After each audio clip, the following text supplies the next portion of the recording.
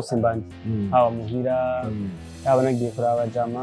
canke ndihe ahantu hose mbandi sauf nyene nko mu nkano nko muri eglise mva sinshobora gukora ahantu nyene surtout nkano mba ndi pose DJ nyene no ndonka inspiration yo gukora amamizi ubwa mbere vyari bigoye kubera abamemere mu bisanzwe bwa mbere ntibashaka ko twizera ngo baduha akazi kerekeye ibintu bya publicity kuko bwa mbere urumva ibintu vy'amamimizi ntivyari bwamenyekane ngaha mu Burundi nibaza yuko n'amantuze yacu n'amapaji yacu ntiyakurikiranwa cane nko muri kino gihe je kuva mvuye muri Paris Saint-Germain nkaza muri Real Madrid sinzi umuntu yandutse iyo mfuma nigira muri FC Barcelona basi nuko umuntu ubwa mbere je nabikora nko kwiryohera nyene ndavuga ati ko ari ibintu nkunda reka ndabikore ndabiha abantu umutwe sinashiramwo yuko azogera igihe nshobora nanje kuzo biranyinjiza amafaranga hama ndabikora ko byari ibintu nkunda uko ndabikora cyane nuko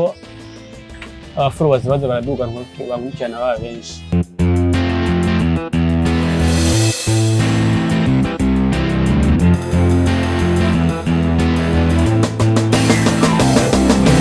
Yes, bakunze open mic. My name is Patrick. Ndi kumwe n'umwe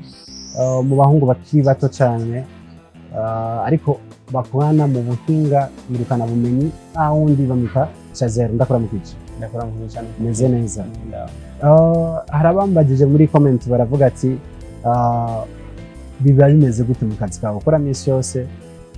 benshi batamenyereye muri rusange umumere mw'imwiterambere mu bisanzwe bijyanye n'akazi je sanze nkora ka minsi yose ni ibintu nkora ahantu hose mbandi haba muhira haba nagiye kuraba jama canke ndihe ahantu hose mbandi sauf nyene nko mu nkano nko muri eglise mva sinshobora gukora ahantu nyene surtout nkano mba ndi pose DJ nyene niho ndonka inspiration yo gukora amamizi bungukira kuki bon urabizi yuko ngaha mu Burundi ibintu bya monetisation ku ma platform Burundi butari eligible kuri monetisation ubwe je hano ngukira peut-être n'abandi ibintu vyerekeye no publicity abantu baba bakeneye visibility yanje bakanyegera nkacisha ibikorwa byabo kugira ngo bashobore kuduza visibility ibintu byabo bimenyekane urugendo makengira publicity urugendo rwa rukirutangura byari bimeze gute muri rusange burishike ku 150 ariko gukwiza ubwa mbere byari bigoye kubera abamemere mu bisanzwe bwa mbere ntibashaka ko twizera ngo baduha akazi kerekeye ibintu bya publicity kuko bwa mbere urumva ibintu vy'amamimizi ntivyari bwamenyekane ngaha mu Burundi nibaza yuko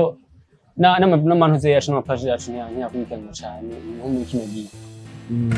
nuko umuntu ubwa mbere je nabikora nko kwiryohera nyene ndavuga ati ko ari ibintu nkunda reka ndabikore ndabiha abantu umutwe sinashiramwo yuko azogera igihe nshobora nanje kuzo biranyinjiza amafaranga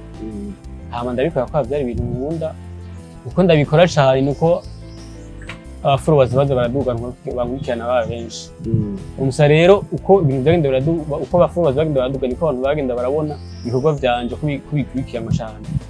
hanyuma batakuze baranyizera bamamamashe ngira ama publicity ibintu nk'ivyo naho mba nafatiriwe ndavuga ati nk'ubu ngere mu gitondo nkavuga ati umunsi ndafite programme nyinshi sinza kuronka umwanya wo kwandika mba nabiteguye ndavuga ati programme yeje imeze kunuko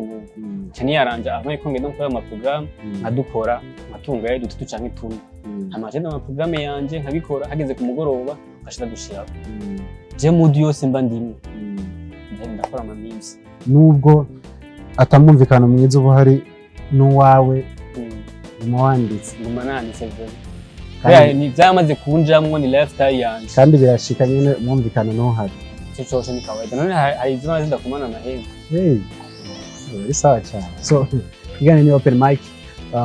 ikeka jambo wabwira ko nziba muri rusange gushika ku 150 biba byoroshe atakindi kintu cy'ubumemezi bwo waciye kure kugira ushigaha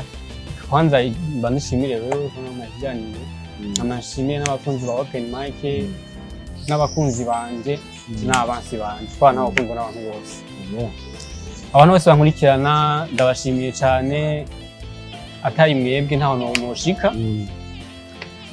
hama ibisigaye je ngikondanya nkora ndabaye ibikorwa ivyo mwankundiye mbandanye ndabibaha kugeza igihe nanje ntazi igihe kizoshikira